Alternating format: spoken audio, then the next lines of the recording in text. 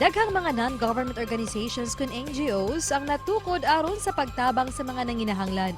Usa na niini ang Make Sense PH, nga usa ka international community nga adunay miyembro sa bisag asang dapit sa kalibutan. Tinguha nila nga mahatagan og solusyon ang mga isyu sa katilingban pinaagi sa pagpahigayon ng mga lain-laing mga programa. Sama sa virtual seminar nga ilang gipahigayon kaniadtong Marso 2, din ilang gihisgutan ang inclusivity sud sa trabahoan.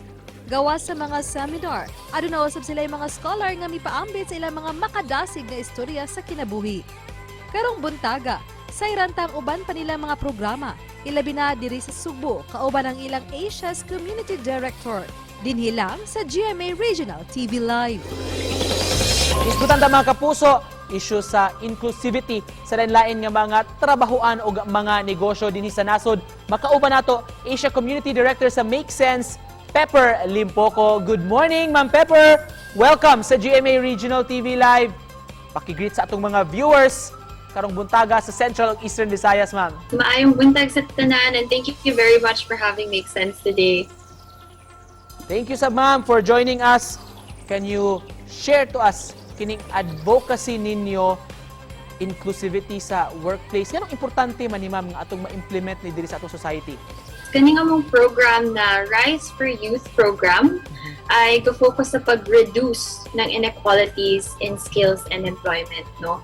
Dugay na kayo na problema ang youth unemployment sa atong tibok na nasod, and kabalon man ta na naagyod mga long-lasting impact ang youth unemployment sa atong kinabuhi o sa kinabuhi ng atong pamilya na ginasupport.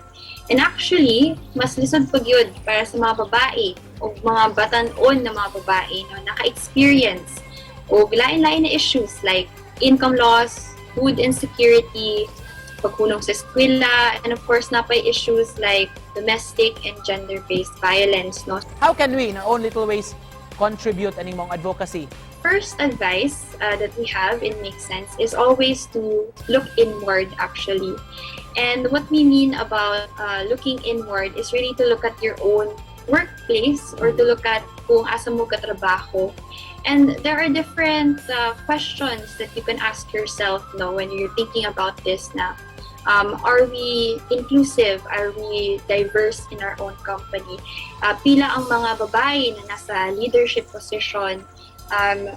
Kita ba tanan, gikan ta sa lain-lain na backgrounds or same school, same university, top-tier universities in ANA. So, daghan kay questions na pwede nimo i-ask to yourself, to your own company, to your own workplace, and to see kung really asa ang opportunity. And hopefully, you know, for us, we hope that you decide to take action. And if you do decide to take action and to try to make a change, then we're here. In a nutshell, Ma'am Pepper, for the information of our viewers, ito man ang diversity of inclusion. So, in a nutshell, ang diversity ay, in a gist, it is our differences in personal, physical, and social characteristics. So, kanang mga gender, ethnicity, age, education, munang differences, that's diversity. On the other hand, ang inclusion naman, meaning ana, na bisan pa na atay mga differences, kitang tanan ay supposed to be accepted ug comfortable. Ma'am Pepper, sa inyong online activity few days ago, you featured mga scholars nga natabangan sab sa inyong advocacy. Can you share to us bisag one interesting anecdote, ma'am, ug heartwarming nga story sa usa sa inyong mga natabangan? Katuong March 2, nami launch event for the Rise for Youth program in partnership with City Foundation. And even though nag-launch namin siya katuong March 2, nami mga efforts on the ground to make an impact beforehand. So, for example, nami effort na naghimo mi og ecosystem or grupo ng mga organization na nag-support sa mga youth. And kauban na diri ang mga organization like House Foundation na connected sa Messy Bessie na brand or Tondo Community Initiative. Ma'am, among nasayran nga bisitahon ninyo pipila ka mga major cities dinhi sa nasod sa inyong mga activities. Usa na nini ang Cebu leg. Can you share to us unsa inyong buhaton dire? Yes, of course. Exciting kayo ni nga opportunity kay kami mismo ang mobisita sa lain-lain na major cities. So basically, to mi og upat na mga syudad para sa Rise for Youth Job Fair. appeal na diha ang Dumaguete, Manila, Baguio, and of course, di yun mawala ang Cebu. Pero, dili kini ang kanunay na job fair kung asa ang mo-hire kay makikila-ila ra sa mga mo-apply dayon maura na. Tungod sa among mithi sa make sense na radical collaboration at gi-appeal ang mga klase-klaseng organisasyon. Ma'am, by the way, kumusta ang collaboration ninyo with other mga partners ninyo, mga companies, and ato lang madugang ang GMA Regional TV ang inyong media partner para sa event, Ma'am Pepper, di ba? Yes, nalipay yun mi nadagan kay tag mga partner sa akong gisulti ganihan nakipagtrabaho mi sa mga youth support foundations, mga private institutions. So of course appeal na ang media sa GMA Regional TV, daghang salamat yun. Katong among launch event na ami gi-share na quote sa audience na i-share pod nako diri.